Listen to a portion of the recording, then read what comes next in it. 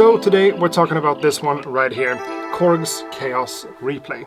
It's a device that came out in November of last year, and I wasn't a part of the initial launch for this one with a first day review video on the channel or anything like that. But Korg offered me to send this one a few weeks ago and told me some stuff about the update that felt, you know, interesting. And I'm always curious to know about these things, so why not? But just like you, I guess, I saw a lot of videos when this one first launched from other people on YouTube talking about it and kind of giving it a hard time, which makes sense in a few ways because people tend to compare this one to the SP404 from Roland, SP404 Mark II in this case. And you know, a comparison like that seems to make a lot of sense just from a form factor perspective because they are pretty much identical when it comes to the size of them. But at least the way I think about it, that's pretty much where the similarities ends. The SP404 is a full-fledged sampler that you can sample into and chop samples up and create full beats. It's a beat maker's tool more than anything. Sure, it has a DJ mode and effects and all that stuff too, but when it all comes down to it, it's a sampler, it's a groove box, it's one of those things. It's awesome and I love it. That's a fact. A lot of people were expecting an SP404 killer out of the Kaoss Replay, which is totally wrong. That's not what it is, and I don't think that's what it's supposed to be. This is a follow-up from the KP3, the Kaoss Pad 3 from Korg. It's an effect unit more than anything else. I tend to think of it as more of a DJ tool for doing live shows, applying effects and mixing stuff together. That's what it does really well. It also needs to be said that I'm not here to justify the existence or defend the Kaoss Pad Replay at all. But I'm not here to bash on it or to hate on it either. I do think it's way too expensive for what it is, and the I/O here, audio input and output on RCA jacks and a USB micro for handling everything in terms of data and MIDI and stuff, that's just not a good design choice at all. That's just, I don't really understand that, but that's what it is. It's about $1,000 right now, and at least in my book that's pretty much crazy expensive, considering it's essentially an effect unit. You can use it for more stuff than just effects, for sure, but that's how I would see most people use something like this. So if you're a professional touring DJ and you need access to some creative ways to add effects, this could make sense, but for most of us, $1,000 is just expensive. I would just love to see a huge price drop here to make this one accessible to even more people because it sounds really good, it's a lot of fun to use, and it does serve a purpose. You gotta believe me, I've tried to make full beats on this one too. I've tried to record loops and samples in one-shot mode, and I've tried to edit things the way I like them, and then perform something, record that, and resample myself on top of myself, kind of like what I do with the SP404 sometimes. And when it comes to the Kaoss Replay, it's obviously not what it's meant to do at all. As soon as I'm trying to get like a little bit deeper into the editing possibilities, it's just not there. You can't really pitch stuff back and forth without having to transfer it to another pad. If you want to adjust the start and end points of a loop, it has to be lined up with a tempo that you kind of need to figure out. You can't just improvise and be loosey-goosey about stuff like that. Now let's stop complaining about stuff here and let me show you guys a few ways I'm gonna use this one for my own live gigs in the future. A for accurate.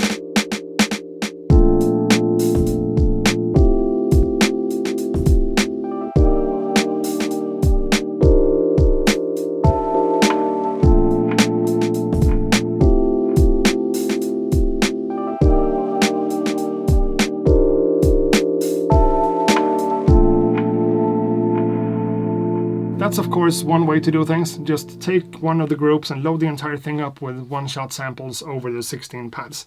In this case, a few drum sounds, a few chords, and A for accurate.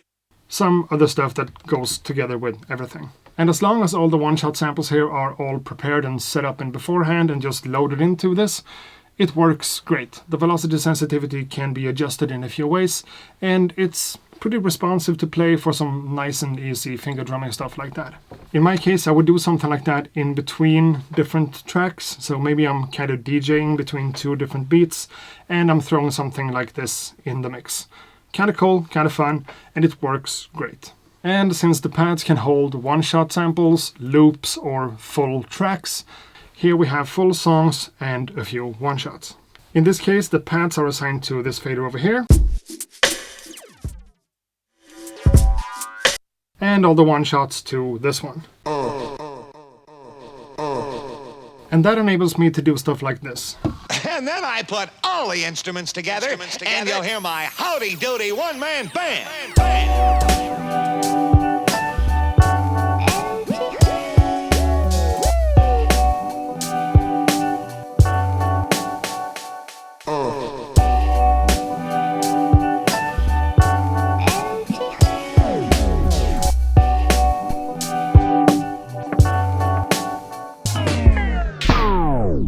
Of course, you don't want to go too crazy with things like that for an actual gig, but, you know, for demonstration purposes, that's a cool thing to be able to do. And I could always move between groups like this to access even more things and make an entire set out of it.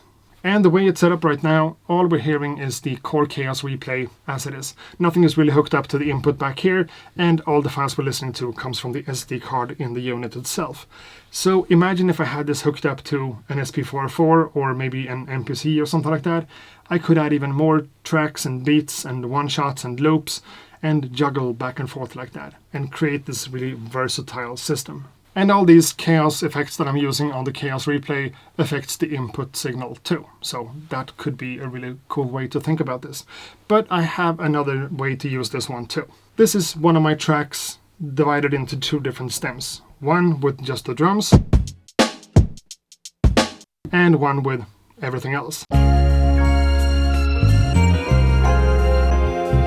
Which means if I wanted to, I could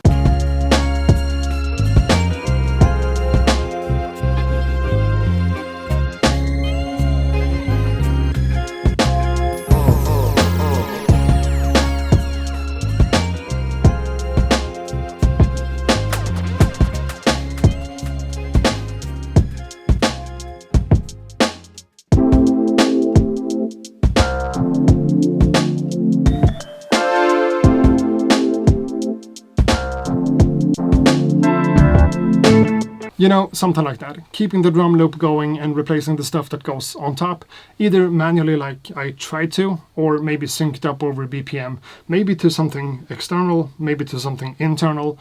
Both ways work really well.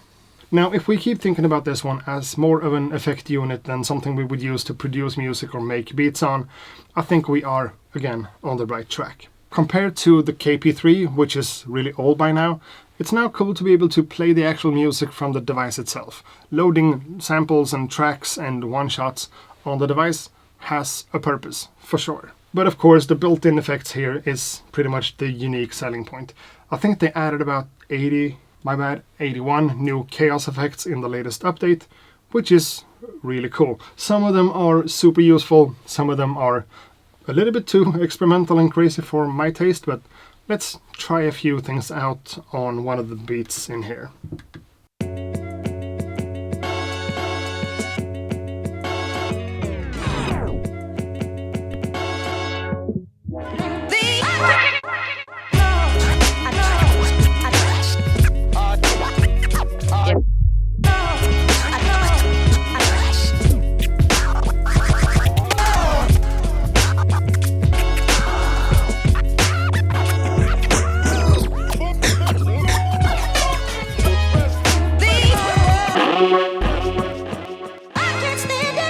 So there's obviously a lot of different effects in here. Some of them crazier than others, but most of them are useful if you just turn down the FX depth knob over here. Sometimes it's a little bit much, but you know, most of them are somewhat useful. Some of the looper effects, for instance, becomes way better and way easier to use if you actually know the BPM of the track that you're putting in here, or allowing the replay itself to analyze the BPM. Makes things a lot easier. But we also have a few vocoder effects and also a few synths.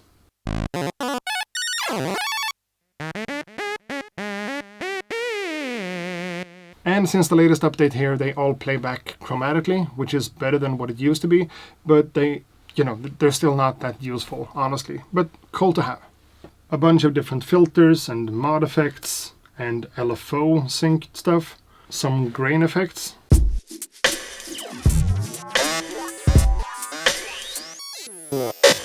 And you know, more than 200 of these crazy Kaoss effects that you apply with the touchscreen. Kinda cool.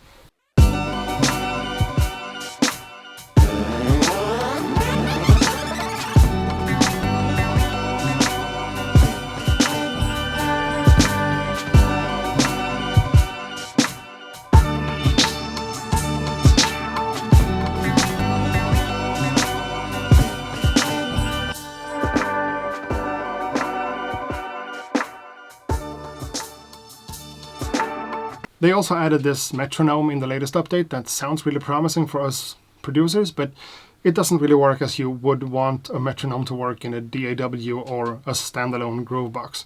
Again, that's not the intended use case, so that's not how it works. So yeah, it's not a perfect device, it's not for everyone, and it's a little bit of a one-trick pony because the effects is, again, kind of the selling point of this one. So what I'm trying to say here is that Korg's Kaoss Replay is pretty much the opposite of a versatile device that lets you do pretty much anything you want. This one has limitations, for sure. And using this one together with something else would probably be my way to use it in the future. I do want to point out though that my biggest issue with this one, apart from the price point, which is like the big problem here, is that these Kaoss effects, no matter how good they are, affects everything, always. You're not able to set up different effect buses or anything like that. Both the incoming signal, the pads, the one-shots, the loops, the tracks, everything gets the same amount of the effect whenever you apply it. So it's pretty much one single effect bus applied to the master, which isn't always great. Maybe I want to play a beat and add a one-shot on top of that. And apply the reverb filter on just the one shot, not to the music. That's not gonna happen, that's not possible. Which is, you know, to me it just feels like a missed opportunity. The sliders works really well, you're able to set up whatever pads you want on whatever group you want. That's cool. But I would just love to be able to do something like that with the Kaoss effect too. Because sometimes just drowning too much stuff in the Kaoss effects is cool and exciting and whatever, but it also becomes a bit much sometimes. But hey, this is not a review video, nothing like that. Korg's Kaoss Replay has been out for months and I just recently added it to my collection of things. And the way I feel about it right now, this one is probably, or you know, most likely gonna make it into my live setup in the future. Together with something like the MPC 1, or one of the smaller ones at least, maybe the Key 37 for bigger things, or maybe with the SP404 Mark II from Roland. They could go really nice together like that too, I think. Now, is this the perfect device for most people? Definitely not. Not by a long shot. If you're getting this one, you gotta know what you're getting yourself into, because this is, I don't even know how to put it, but you know, this is definitely something different than you might think it is just by looking at it. I guess I'm probably gonna make another video in the future talking about this one in my actual live rig whenever that's all set up and well thought through and rock solid like that. But for now, thanks a lot for watching this video. I hope to see you guys in the next one. Until then, ha det gott!